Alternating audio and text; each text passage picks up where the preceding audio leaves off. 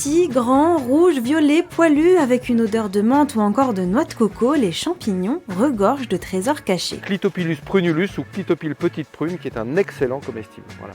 Je vous laisse sentir, vous pouvez sentir sous les lames là, une odeur particulière. Par contre, faire attention parce qu'il y a des clitocides blancs qui sont terriblement toxiques et même mortels. L'association des naturalistes des Yvelines organise les week-ends des sorties pédagogiques en forêt pour sensibiliser aux champignons et sur la vingtaine de participants, des novices mais aussi des amateurs éclairés.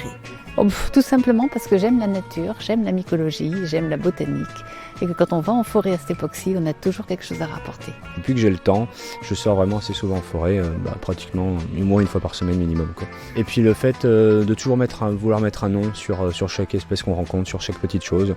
Puis le fait aussi que chaque champignon, beaucoup de champignons sont liés aussi aux arbres, au terrain, etc. Donc je trouve ça très intéressant du coup. Et puis le fait aussi de sortir en forêt tout simplement pour faire prendre l'air.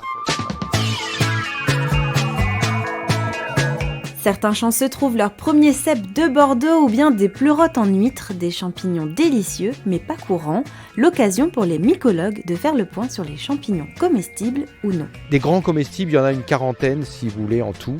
On ne les trouve pas tous ici, mais on peut en trouver une vingtaine sans problème en forêt de Marly. On trouve de nombreuses russules comestibles.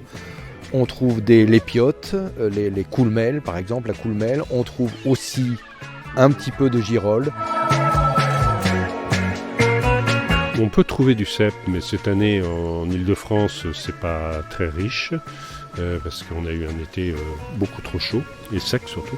En revanche, déjà en une demi-heure ce matin, on a trouvé pas mal d'espèces, quelques amanites, des russules, une bonne variété de russules, des lactaires et plein d'autres champignons. Dans notre département, il y aurait 2 à 3 000 espèces de champignons. Attention donc aux faux amis qui sont en fait toxiques ou mortels.